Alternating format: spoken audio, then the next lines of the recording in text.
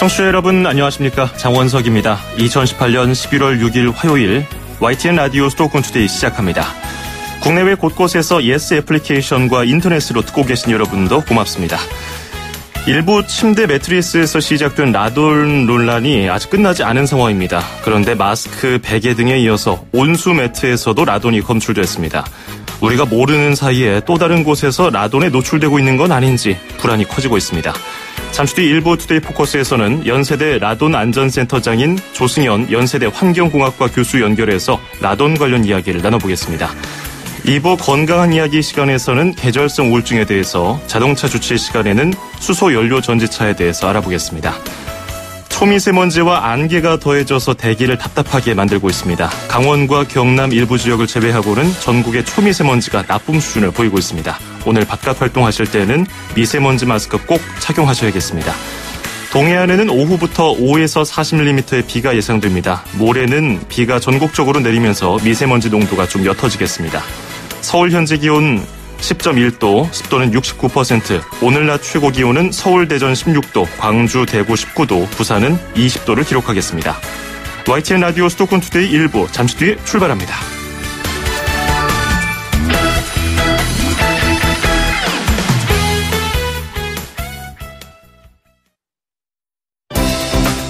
수도권과 관련된 소식은 모두 여기 YTN 라디오 수도권 투데이.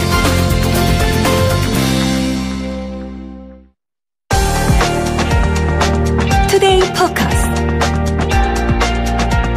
라돈이 또다시 논란이 되고 있습니다. 일부 침대 매트리스를 시작으로 피부 마스크와 수입 라텍스, 메모리폼 베개, 생리대까지 일상생활과 밀접한 제품들에서 라돈이 검출됐다는 보도가 잇따랐죠. 이번에는 온수 매트입니다. 청와대 국민청원 게시판에는 라돈 관련 법안을 만들어달라는 청원글도 올라왔습니다. 발암물질로 알려진 방사성 물질 라돈에 대한 공포가 몇 개월째 계속되고 있는데요. 국민들 마음속에 깊숙이 자리 잡은 라돈 포비아를 해소할 방법은 없을까요? 정부 대처는 적절하게 이루어지고 있을까요? 오늘 이와 관련해서 연세대 라돈 안전센터장인 조승현 연세대 환경공학과 교수 연결해서 이야기 나눠보겠습니다. 교수님 안녕하세요. 예, 안녕하세요. 예. 이 라돈 문제가 올해 세상에 널리 알려지기 훨씬 전부터 라돈의 위험성을 알리면서 이 부분을 바로잡아야 한다고 줄곧 문제 제기를 해오셨는데요. 전문가로서 일련의 라돈 사태에 대해서 어떻게 지켜보고 계십니까? 저희가 한 10여 년 전부터 실내 환경의 라돈에 대해서 얘기는 해왔는데요. 예. 올해 라돈 이슈가 5월 3일부터 시작이 됐습니다. 예. 그 대진 침대 사건 때문에. 그래서 지금 벌써 6개월이 지났는데도 이 생활 환경 여기저기서 라돈이 이제 발견돼가지고 국민들이 되게 많이 이제 우려를 하시는 것 같아요. 그래서 이 빨리 이제 관리 체계를 구축하는 게 제일 중요하다고 생각을 합니다. 예전부터 이 부분을 지적해 오셨는데 이제라도 좀 논란이 커져서 사람들의 위험성을 좀 알게 되고 정부가 대처를 하게 된다는 점 좀 바람직하게 보시는지요? 우리가 실내 라돈은 어느 정도 항상 존재를 하거든요. 예. 그래서 그거는 우리가 생활하면서 어느 정도까지는 라돈의 피폭을 받는 거는 이제 당연한 건데. 예. 지금 작금의 사태를 보면은 우리가 필요치 않은 데서 이제 라돈을 많이 이제 폭로를 당하니까. 예. 이거는 바로 잡아야죠. 그렇군요. 이게 이슈가 등장한 지 방금 말씀하신 것처럼 반년이 훨씬 넘었고요. 라돈 사태는 지금도 진행형인데 왜 이렇게 계속해서 논란이 지속될까요? 첫 번째는 뭐 침대든 매트리스든 생리대든 뭐 우리가 라돈이 존재하지 않으리라고 생각하는데 지금 라돈이 막 방출되고 있거든요. 예. 그 이유는 아마 우리나라에서 그 제품 제조 과정 중에 자연 방사능이 높은 물질, 예를 들면 이제 모나자이트 같은 이런 것들이 이제 유통이 진행이 돼왔던 게 가장 큰 문제라고 생각을 합니다. 그리고 이것을 국민들이 전에는 라돈이 있는지 없는지 모르셨죠. 이 측정이 쉽지가 않으니까. 그러다가 국민들이 손쉽게 사용할 수 있는 라돈 측정기 보급이 시작되면서 국민들 스스로 이제 감시 능력을 가지시게 된 거죠. 그래서 수많은 국민들이 직접 이제 측정해서 알려주시고 있는 거죠. 예. 이번에 문제가 드러난 온수 매트는 물론 의료기기는 아닙니다만은 환자들이 요양할 때 많이 쓰거든요. 그렇기 때문에 헬스케어 제품이라든지 다른 의료기기 쪽도 전수조사를 해야 된다는 목소리가 높아지고 있던데요. 이 부분에 대해서는 라돈의 안전성 검사가 진행된 게 있습니까? 전혀 이제 우리가 예측 못한 그 생활용품에서 많이 발견되고 있거든요. 예. 그다음에 이제 매트는 특징상 우리가 이제 거기에 코를 거의 가까이 근접해서 사용하는 제품이니까 또 이제 이 국민들이 이 우려가 많으시죠. 그다음에 이 소위 그 보건복지부나 식품의약품 안전처에서 관리하는 물질, 이 또 허가내는 물질들에서 자주 발견이 돼가지고 많은 우려가 있긴 있습니다. 예. 그다음에 이 매트나 이런 것들은 볼륨이 크기 때문에 실내 공기에 미치는 영향도 적지 않으리라고 생각을 합니다. 예. 예, 처음 라돈 논란을 불러왔던 매트리스 해체 작업은 얼마 전에 완료가 됐다는 소식이 들려왔는데요. 그러면 폐기 작업은 어떤 식으로 이루어지게 됩니까? 지금 정부 내에서도 논의 중이라고 알고는 있는데요. 예. 이 해체하고 난 그 모나자이트가 함유된 그 침대 그 부속품, 제가 이제 선진국 예를 파악을 해보면은, 선진국에는 당연히 이제 뭐 침대 그런 물질이 들어간 예는 없지만은, 이 모나자이트라는 물질 자체는 우리 일상생활 환경에서 격리해서 처리하게 돼 있는다고 이제 인지가 됩니다.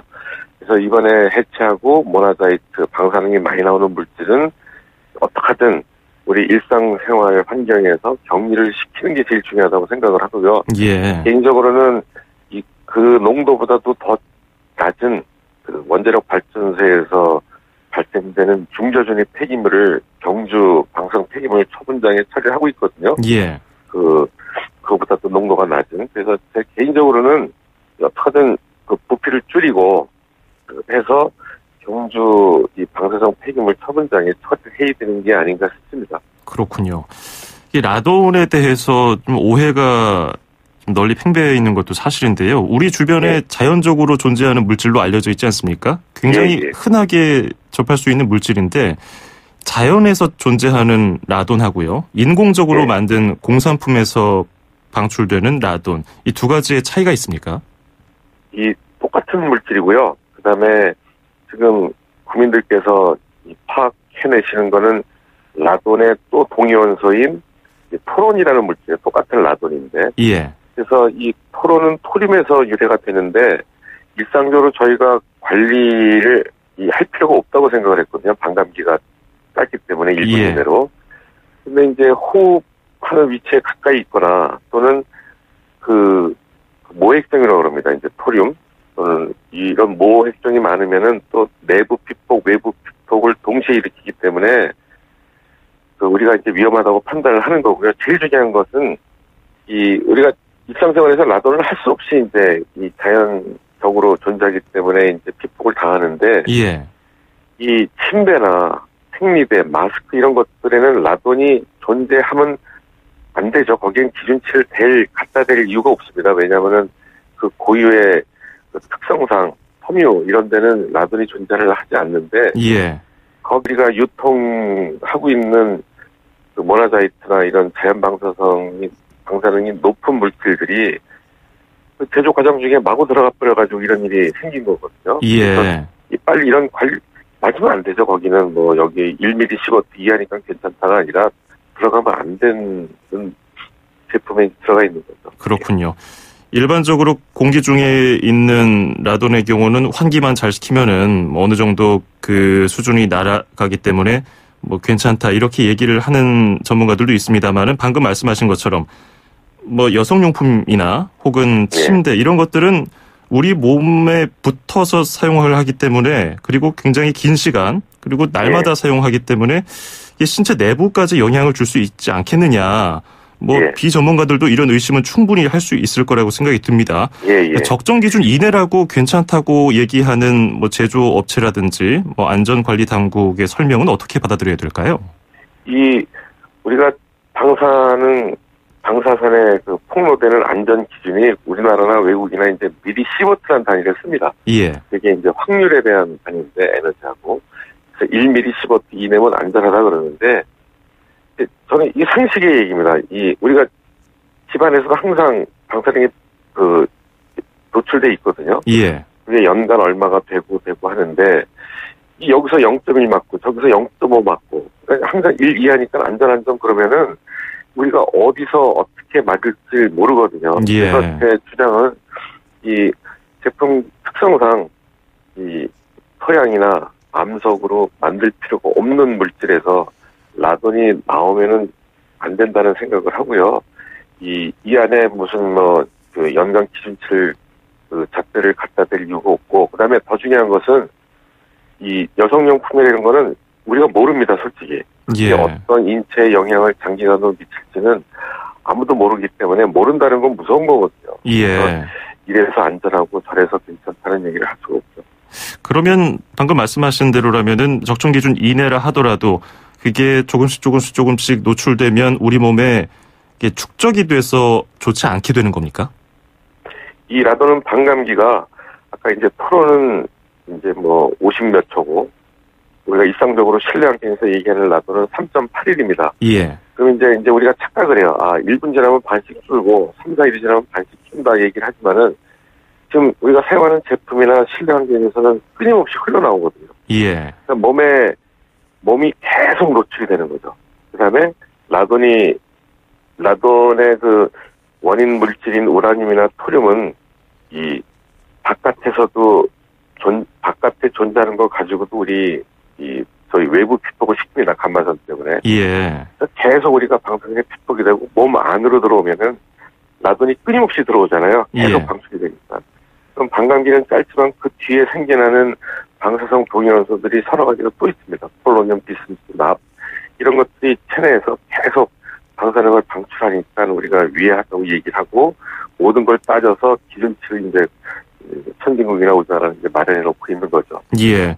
그런데 이게 얼마나 라돈이 검출되는지도 잘 모르거니와 이 몸에 얼마나 위해한지조차도 모르거든요. 그렇기 때문에 정부가 만든 분석기관에서는 라돈 검출 결과는 이 정도 나왔습니다라고 알려주지만은 우리 몸에 얼마나 위험한지는 평가하지 않는다고 하더라고요. 강제적인 법적 근거가 없어서 제조업체가 자체적으로 해야 한다고 하던데 이 위해성을 왜 제대로 조사하지 못할까요? 우리가 위해성 평가는 또 특별한 전문가분들께서 하시는데 이 방사능에 대한 위해성은 그 원자 폭탄이 1945년에 이제 히로시마 나가사키에서 떨어지고 다양한 이 방사능 사고가 발생을 했거든요. 예. 그 이후로 계속 소위 역학 조사, 이 통계적인 조사를 많이 해왔습니다. 그래서 이 어떤 방사능 핵종은 어디에 영향을 미친다는 거를 국제적으로 다 알려져 있거든요. 그래서 우리가 세세하게 당신은 라돈을 얼만큼 폭로됐으니까 어떻게 될 거다라고 예측을 하는 게 아니라 통계적으로 이 라돈이 어느 농도면은 한 10% 내외는 암에 발생을 하니까 우리가 이 관리를 하게 되는 거거든요. 예. 그래서 이 어떤 제품이나 실내 공기에 라돈이 존재하면은 이 확률적으로 이 국제적으로 수십 년 동안 인정돼 있는 제일 중요한 이제 폐암 발생 확률이 있기 때문에 우리가 얘기를 하는 겁니다. 근데 지금 발견되는 다양한 생활용품, 특히 몸에 밀착되는 제품이 우리 몸에 어떻게 영향을 미친다는 거는 이 연구들을 저도 이제 논문을 찾아보지만 많이 하질 않았어요. 다른 나라에도 없나요? 네. 왜냐하면 이런 일이 없었으니까. 예. 네. 다만 위험할 거라고 예측을 하고 있는 거죠. 예. 그러면 이번에 그 주택법 개정안에서 방사선 방출 건축자재를 관리하는 부분에 대해서 이 부분이 개정안이 발의가 되지 않았습니까? 근데 역시 좀 국한됐다고밖에 볼 수가 없어요. 이 광범위한 품목 가운데 일부만 담겼다는 생각을 지울 수가 없는데 전반적으로 이런 라돈을 관리할 수 있는 법안이 필요하다는 목소리에 대해서는 어떻게 보시는지요? 지금 우리나라 대한민국에서 라돈과 관련된 그 법안이 움직여지고 있는 부처는 환경부가 다중이용시설하고 저희 아파트 입주 전에 라돈을 측정하게 돼 있고요. 예. 그다음에 교육부는 학교 보건법 때문에 이제 1층 이하 공간을 라돈을 측정하게 돼 있습니다.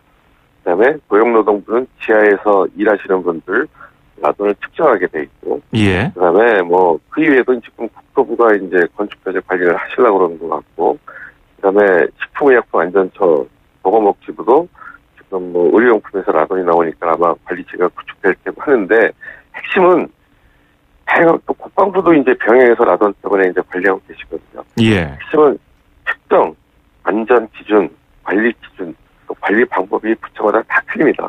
그렇군요. 그래서 이걸 소위 일치시킬 필요가 절대적으로 있죠. 예, 그래서 그것도 국민들께서 이제 측정하시지만은 국민들에 대한 측정 가이드, 어떨 때는 너무 과도하게 공포를 느끼시거든요. 예. 다른데도 불구하고.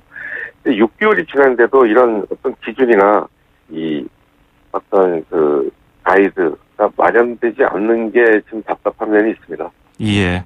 이 부분에 대해서 빨리 좀 조사가 이루어지고 말씀하신 것처럼 통일된 기준이 나와서 국민들에게 정보가 낱낱이 다 공개가 되면 좋겠네요. 오늘 말씀 도움 말씀 잘 들었습니다. 고맙습니다. 예, 감사합니다. 네, 지금까지 연세대 라돈 안전센터장인 조승현 연세대 환경공학과 교수였습니다.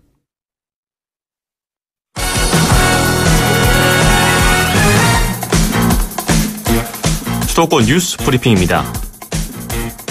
경기도가 일반 회계 21조 849억 원, 특별 회계 3조 2,755억 원 등 모두 24조 3,604억 원 규모의 내년도 본 예산안을 편성했습니다. 이는 올해 본 예산보다 11% 늘어난 규모로 역대 최고 증가폭이고 일반 회계 규모가 20조 원을 넘은 것도 처음입니다. 이번 예산안에 따르면 경기도의 내년도 복지 예산은 올해보다 23% 늘어난 8조 9천억 원으로 이재명 지사의 공약인 청년배당과 산후조리비 지원, 무상교복 사업 등이 포함됐습니다. 지역경제 활성화 등 민생 예산으로는 지역화폐 관련 사업과 체납징수 활동 지원비 등이 편성됐습니다. 서울시는 신혼부부 임차보증금 지원 사업의 대상과 기간을 확대해서 신청을 받고 있습니다. 신혼부부 임차보증금 지원 사업은 목돈 마련이 어려워서 결혼을 포기하거나 주거 환경이 좋지 않은 신혼부부에게 전월세 보증금을 최대 2억 원까지 낮은 금리로 빌려주는 사업입니다. 특히 서울시가 대출금리 가운데 최대 1.2%포인트까지 보전해줘서 이자 부담을 다른 대출의 절반 정도로 낮췄습니다. 서울시는 이 밖에 이자 지원 기간을 현재 6년에서 8년까지 늘렸습니다. 경기도가 최근 경기도 내 전체 청약업체 1,087곳에 대한 일제 점검을 벌여 법규를 위반한 104곳을 적발했습니다. 유형별로는 등록 기준 미달 25곳, 변경 신고 지연 30곳, 무단 폐업 10곳, 성능검사 지연 38곳, 무등록이 1곳 등입니다. 경기도는 위반 업체에 대해서 등록 취소와 과태료 부과 등의 행정처분을 할 예정이며 성능검사 지연으로 적발된 38곳은 국토지리원에 통보하기로 했습니다.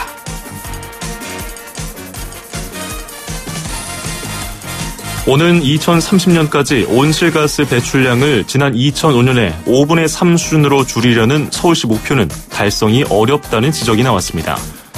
서울시의회 환경수자원위원회 송명화 의원은 서울시 기후변화 대응 정책이 총체적으로 부실하다며 새롭게 2030 종합계획을 만들어야 한다고 말했습니다.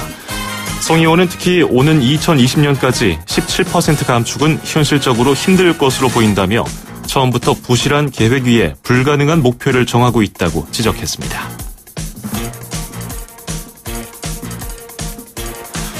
인천광역시가 농림축산식품부가 주관하는 가축 방역평가에서 우수 지자체로 뽑혔습니다. 인천시는 배합사료 공장과 도축장 등이 많아서 불리한 여건이지만 조류 인플루엔자 AI와 구제역 청정지역을 유지한 점이 높은 평가를 받게 됐다고 분석했습니다. 인천시는 내년 2월까지 구제역과 AI 발생을 막기 위해서 상황실을 설치하고 초동 방역과 취약 농가 관리를 강화하겠다고 밝혔습니다. 친환경 급식을 체험하고 배울 수 있는 축제가 서울광장에서 열립니다. 서울시는 오는 9일 지구를 살리는 밥상 공동체 농부의 손에서 아이들의 식탁으로를 주제로 서울시 학교 공공급식 한마당을 연다고 밝혔습니다. 이번 행사에서는 논 생태지도 그리기와 다육식물 화분 만들기 등 온 가족이 함께 즐길 수 있는 체험 프로그램이 열립니다. 또 광장 한쪽에 마련되는 쿠킹버스에서는 서울시 친환경 급식 홍보대사인 샘킴이 요리교실을 열기로 했습니다. 인천시 남동구가 소래산 등산로 입구에 자동 심장 제세동기를 설치했습니다. 남동구 관계자는 자동 심장 제세동기 설치로 등반 사고 때 신속한 응급처치가 가능해졌다며 앞으로 만월산과 오봉산 등 다른 산에도 추가 설치할 예정이라고 밝혔습니다. 소래산은 주말마다 등산객 수천 명이 찾는 만큼 종종 사고가 일어나고 있는데 지난 8월 50대 남성이 심정지로 사망하기도 했습니다. 지금까지 수도권 뉴스 브리핑이었습니다.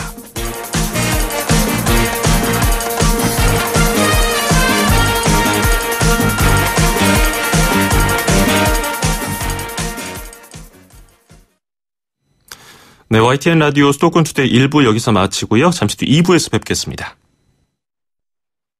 2,500만 수도권 청취자를 위한 모든 소식이 한자리에 YTN 뉴스 FM 수도권 투데이. FM 94.5MHz YTN 라디오 수도권 투데이 듣고 계시고요. 저는 아나운서 장원석입니다. 2부에서는 건강한 이야기 코너에서 계절성 우울증에 대해서 그리고 자동차 주치 시간에는 수소연료 전지차에 대해서 차례로 알아보겠습니다. 2부 바로 이어가죠. 음악과 수도권 뉴스가 한방에 수도권 전문 방송 수도권 투데이.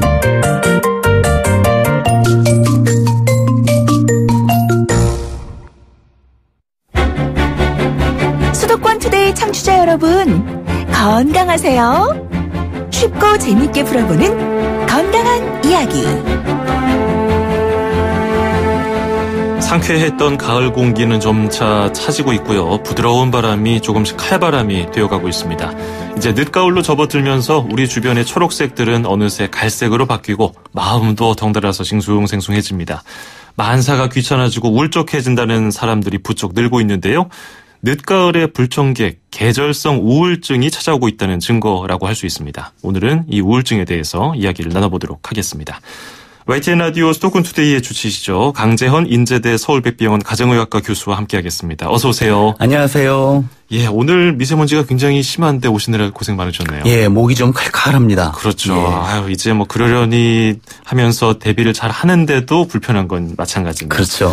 자, 흔히들 우울증을 두고서 마음의 감기라고 표현을 하잖아요. 예, 예. 그만큼 건강한 사람들도 한 번쯤 감기는 걸리기 마련이기 때문에 이런 표현을 하게 되는 것 같은데요. 우울증 역시 누구나 걸릴 수 있다는 걸로 해석을 해도 될까요? 네, 그렇습니다. 사실 방금 표현하신 것처럼 우울증은 마음의 감기라고 불릴 정도로 누구나 겪을 수 있는 그런 질환 중에 하나인데요. 예. 뭐 통계에 따라 다르지만 5에서 10%까지도 보고를 하고 있어요. 하지만 하나 주의하실 점은 누구나 감기처럼 올 수 있다고 해서 심각한 질병이 아니라고 생각을 하시면 안 된다는 거죠. 예. 특히 여러 가지 문제 중에도 우울증을 조기 진단 치료하지 않으면은 자살하고의 연관성이 생길 수 있기 때문에 예. 조기에 찾아서 치료가 필요한 질환입니다. 그렇군요. 가을이 되면서 좀 울적하다, 가을 탄다, 뭐 이런 표현 하시는 분들도 계시는데 실제로 이게 이런 표현에서 그치는 게 아니고 우울함을 느끼고 우울증을 진단을 받는 분들도 계시더라고요. 그럼 가을이 되면서 우울증 환자가 늘어나는 이유가 따로 있을까요? 예, 우울증은 여러 가지 유형이 있지만 일부 우울증은 말씀 주신 것처럼 일조량이 줄어드는 가을이나 겨울에 찾아오는 그런 계절성 우울증이 있습니다. 예. 그 이유는 이제 기온이 낮아지고 해가 짧아지잖아요. 예. 이때 체내 호르몬의 변화가 생겨서 우울증이 오게 되는데요. 가을에 일조량이 줄어들면 그 멜라토닌이라는 호르몬은 분비가 늘고 또 일명 행복 호르몬이라고 얘기하는 세로토닌이라는 신경 전달 물질은 줄어들어요. 예. 그래서 우울해지기 쉬운 것입니다. 그렇군요. 그러면 계절성 우울증 환자는 뒤집어 말하면 계절이 바뀌는 것만으로 호전이 될 수 있다는 얘기인가요? 네, 모든 우울증은 아니지만 적어도 이 계절성 우울증은 봄이 와서 다시 일조량이 늘어나면 좋아지는 경우가 많습니다. 예. 하지만 그렇다고 해서 잠깐 왔다 가는 거로 생각을 하고 방치하면 안 되고 이제 치료는 꼭 해야 되고요. 그렇기 때문에 이런 계절성 우울증이 오면 가장 좋은 해결책 중에 하나가 햇볕이 날 때 밖에 노출하는 시간을 늘리는 것. 예. 외출 시간을 늘리고 또 필요할 때는 적절하게 약물 치료를 같이 할 필요도 있습니다. 그렇군요. 겨울을 몇 개월 보내다가 봄이 오면 괜히 설레고 밖으로 나가고 싶었던 그 이유도 여기에 어느 정도 좀 있었던 것 같네요. 맞습니다. 예. 자, 이 계절성 우울증 환자가 젊은 층보다는 나이가 좀 많은 고령층에게서 많이 나타나고요. 여성이 남성보다 훨씬 많이 앓는다고 하는데 왜 그럴까요? 우선 연령상의 차이는 기본적으로 우울증 유병률이 노년기가 젊을 때보다 높아요. 그래서 전체적인 유병률은 한 3% 전후인데 예. 노년기 우울증은 5에서 10%까지도 보고를 하고 있거든요. 또 하나는 여성이 우울증에 걸린 확률이 남성보다 2배 이상 높기 때문에 여성에서 계절성 우울증도 더 많아지는 건데요. 예. 특히 그 갱년기의 여성들 40, 50대 여성들은 이러한 계절성 우울증에 더 취약합니다. 예.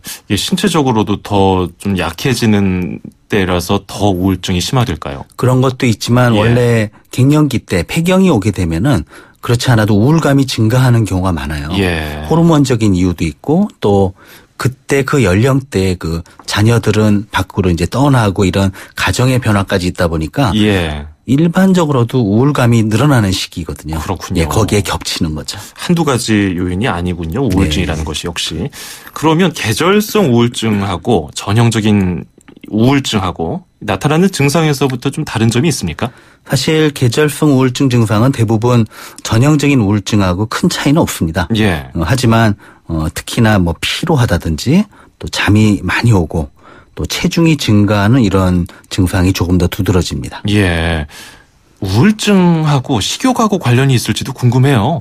네, 사실 우울증은 일반적인 전형적인 우울증은 식욕이 늘어나거나 줄어드는 여러 가지 변화가 생길 수 있는데요. 네. 계절성 우울증의 경우는 그 식욕 변화가 주로 탄수화물이 많은 음식들을 굉장히 갈망하고 찾게 되는 네. 그런 식욕 변화가 생겨요.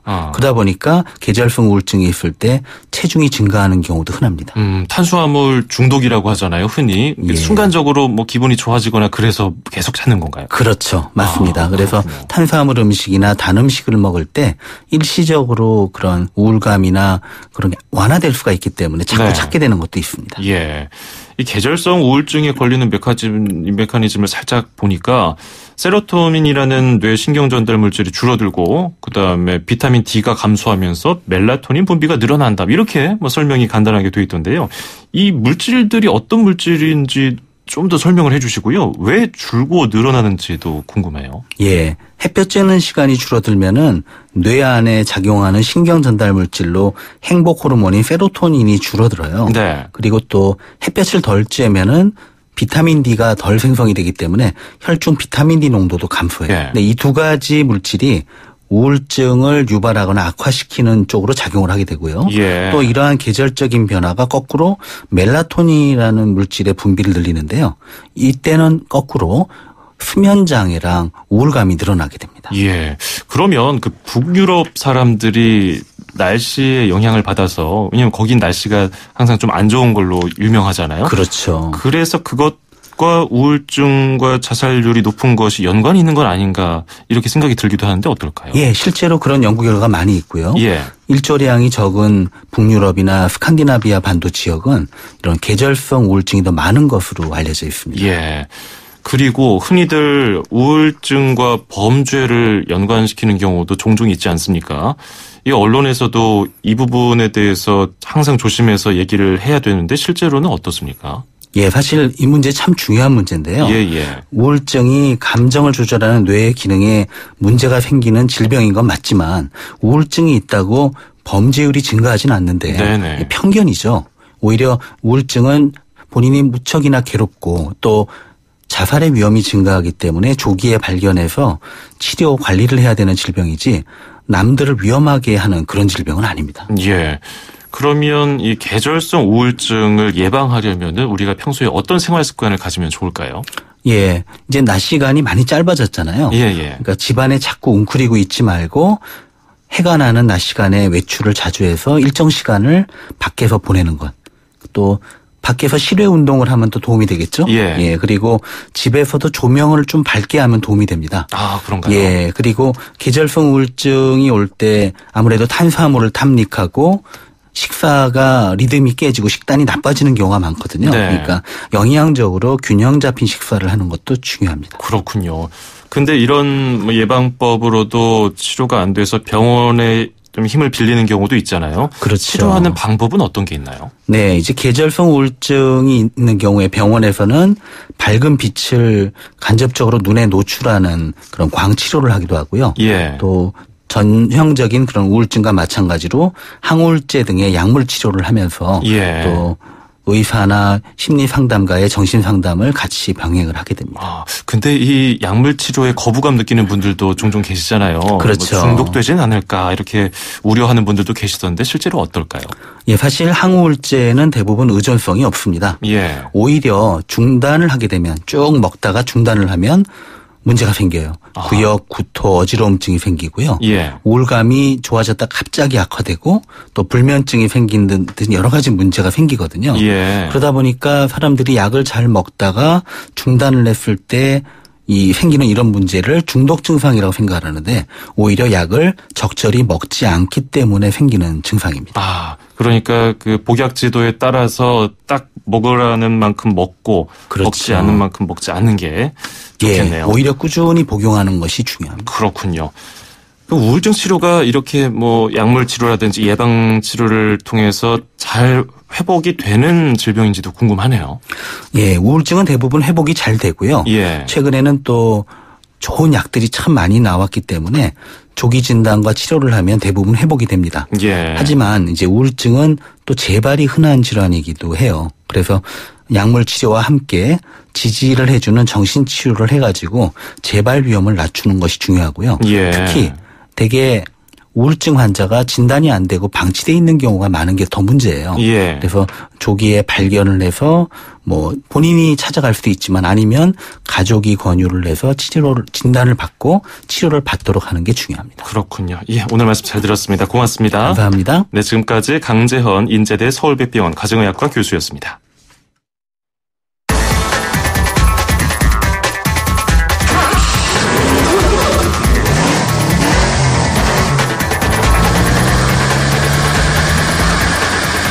네, 매주 화요일마다 만나보는 코너 자동차 주시의 시간입니다. 오늘은 수소 연료 전지차에 대해서 알아보도록 하겠습니다. 오늘도 김필수 대림대 자동차학과 교수 연결되어 있습니다. 교수님 안녕하세요. 네, 안녕하세요. 예, 저희 코너에서 저번 주에는 이제 자율주행차에 대해서 알아봤고요. 뭐 도덕적인 문제까지도 살펴봤는데 수소 연료 전지차 많이 들어봤는데 어떤 차냐고 설명을 해보라면 잘 못할 것 같아요. 어떤 차인가요? 예, 수소 연료 전지차는 우리가 자동차의 궁극의 차, 마지막 단계에서는 이걸로 갈 것이다. 보통 이렇게 얘기를 합니다. 예.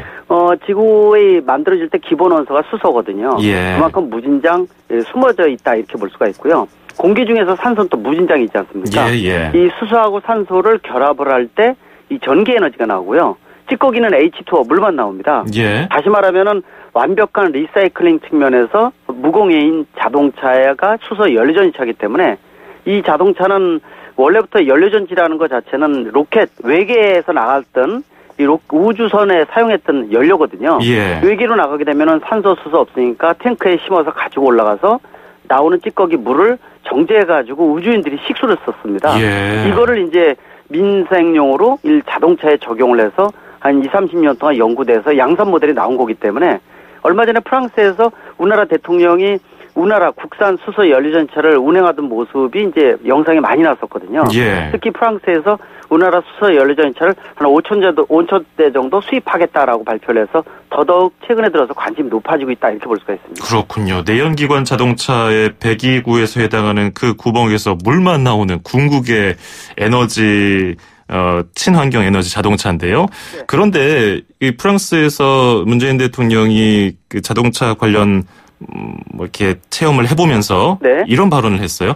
혹시 도심 중간에 있기 때문에 시민들이 불안해하진 않습니까? 이렇게 물어봤는데 네. 수소 연료 전지차 하면은 뭐 위험하다는 인식도 초반에 있었거든요. 이 부분에 대해서는 어떻게 지금 발전이 되고 있나요? 어떻게 보면 우려라고 볼 수가 있습니다. 예. 그만큼 이제 수소 탱크 자체가 워낙 단단히 만들고요.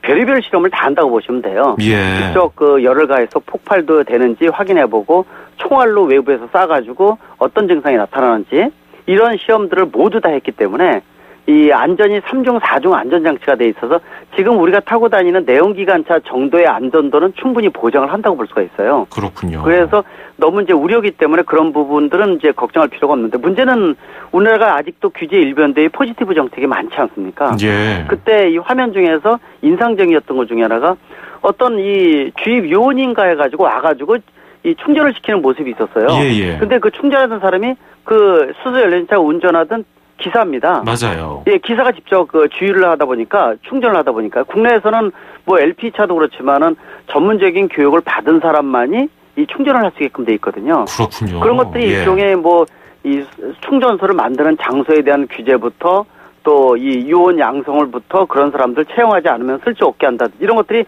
어떻게 보면 너무 우려에 앞서 있는 이 규제에 대한 부분이 아닌가라는 부분이 많이 제기됐기 때문에 그런 부분을 얼마큼 또 풀어주느냐가 또 가장 중요한 특징 중에 하나라고 볼 수가 있습니다. 예, 그 충전 시범을 보인 사람의 그 직업도 그냥 일반인이었기 때문에 그런 것조차도 어떤 상징성을 내포하고 있는 그런 하나의 장면이었네요. 네, 그렇습니다. 예, 그럼 네. 우리나라에서 수소 연료전지차는 얼마나 도로 위에서 돌아다니고 있나요?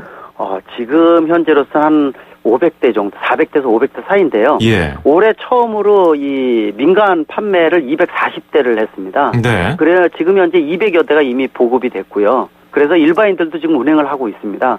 이전만 하더라도 지난 2013년에 우리나라가 세계 최초로 수소 연료전차를 양산 모델을 냈습니다. 예. 그리고 지금 나온 거는 2세대 모델이거든요. 그래서 그런데도 불구하고 몇 년 동안에 관공서용으로만 보급을 했었고요.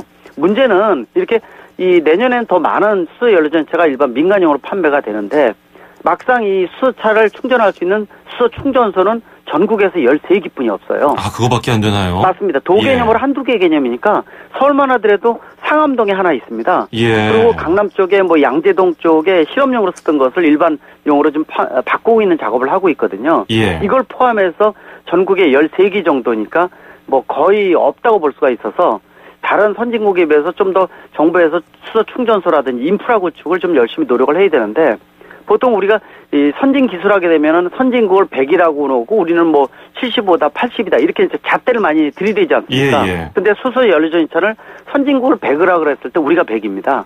예. 다시 말하면 우리가 기준이라고 보시면 될 것 같아요. 아, 우리가 선도하고 있는 사업인가요? 이 산업인가요? 자동차 한 50년 역사 중에서 예. 선진국으로 유일하게 진입한 나라가 우리 대한민국이어서 자부심 가져도 괜찮거든요. 예. 그러나 선진국을 따라가던 패스트 팔로우 역할이었는데 수소 연료전차만큼은 선두적으로 우리가 20여 년 동안 연구를 해서 우리가 주도를 하는 부분이 있습니다. 예. 따라서 아직까지는 시간이 좀 필요로 되지만은 우리가 주도할 수 있는 기술과 또 그런 부분이 있기 때문에 인프라에 대한 부분들 국내에서 좀 활성화가 안 돼서 국내에서 많이 사용을 해야 되거든요. 예. 그런 부분 측면에 있어서는 아직 고민거리가 많은 차종이다 이렇게 볼 수가 있습니다. 그렇군요. 네.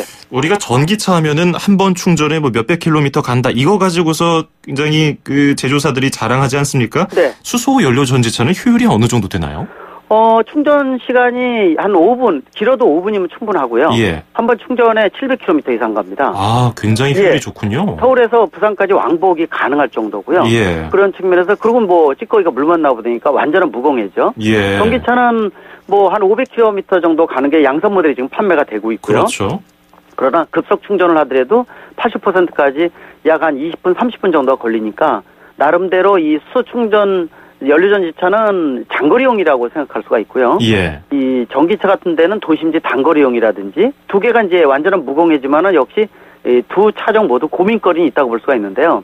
그래서 다들 이제 그런 얘기를 많이 합니다. 궁극의 차가 수소 연료전지차인데 전기차는 어떻게 될까라고 얘기를 하거든요. 네. 아마 일각에서도 많이 얘기를 하고 있지만은 두 가지가 상존할 가능성도 있습니다. 다시 말하면 역할이 좀 틀리기 때문에 예. 또 수소 충전 전기차 같은 경우에는 일반 콘센트가 옆에 나와 있기 때문에 꺼내 쓰기가 좋은 반면에 수소 연료전차는 말씀드린 수소 충전소 위에는 이걸 끌어다 쓸 수 있는 방법이 아직은 당장 없다는 거죠. 예. 장단점이 좀 교차한다고 볼 수가 있어서 지금 120년 역사 동안의 내연기관차 보면은 가솔린과 디젤이 상존하지 않습니까? 예. 마찬가지로 수소 연료전지차와 전기차가 역할 분담을 통해서 상전할 가능성이 상당히 높다고 볼 수가 있습니다. 그렇군요. 네. 그 단순 비교를 했을 때는 뭐 5분 정도 충전에 700km를 갈 수 있다고 설명해 주셨기 때문에 수소 연료 전기차가 더 좋아 보이지만은 이런 장단점이 있어서 공존할 가능성이 있다. 그런데 우리나라가 선도하고 있는 산업입니다만은 뭐 유럽이나 미국 등에서도 굉장한 자동차 제조업체들이 많지 않습니까? 여기서는 왜 개발을 안 하고 있는 건가요? 아니면 못 하고 있는 건가요? 세계적으로 양산 모델이 나오는 것은 국내에서 한 메이커 하나, 또 일본에서 2개의 메이커에서 만들기 때문에 3개의 메이커가 사실은 모두 다라고 볼 수가 있습니다. 예. 물론 이제 우리가 연구를 20-30년 동안 열심히 해서 세계 최고 수준을 갖지만은 뭐 말씀하신 대로 유럽이나 미국도 이 기술에 대한 것도 둘 때 가면 설할 정도거든요. 예. 나름대로 연구를 많이 하고 있는데 양산 모델을 굽고 서두르지 않는 이유가 아직 돈이 되지 않기 때문에 그렇습니다. 예. 일반적으로 뭐 내연기관차가 아직 지금 주도를 하고 있고요. 친환경차인 하이브리드는 나온 지 22년 되면서 어느 정도 이제 활성화되고 있다. 또 한 7, 8년 정도 된 전기차 같은 경우에는 이제 전위부대 역할을 하고 있거든요. 예. 작년에 전 세계에서 판매된 9,500만 대 자동차 중에서 아직 전기차가 자동차의 주류로 들어왔지만은 100여만 대뿐이 되지는 않습니다. 그리고 뭐 수소 연료전기차는 아직 누적 대수가 지금까지 전 세계 5천 대뿐이 안 됩니다. 예. 그런 측면에서 보게 되면은 아직 수소 연료전차는 시간이 많이 필요하기 때문에 그런 측면에서 지금 당장은 하이브리드와 전기차가 답이라고 볼 수가 있고요. 그 다음으로 이어져 오는 것이 이제 수소 연료전차이기 때문에 이게 아마 3, 40년 동안에 중첩되면서 아마 치열하게 싸울 것으로 보고 있습니다. 예. 그런 측면에서 분명히 미래의 먹거리 중에 하나가 수소 연료전차이기 때문에 예. 이거 소홀히 하면 안 된다는 거 분명히 강조할 수가 있습니다. 알겠습니다. 앞으로 한 3, 40년 동안 자동차 산업이 또 어떤 모습으로 변할지도 궁금하네요. 오늘 말씀 잘 들었습니다. 고맙습니다. 네, 감사합니다. 네, 지금까지 김필수 대림대 자동차학과 교수였습니다.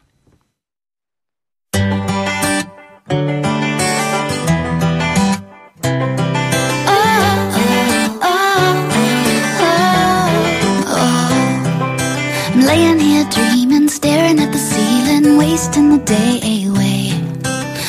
2018년 11월 6일 화요일 YTN 라디오 수도권 투데이 마치겠습니다. 끝으로 들으실 노래는 주얼이 부르는 Stay Here Forever입니다. 저는 내일 아침 9시 10분에 뵙겠습니다. 장원석이었습니다. 고맙습니다.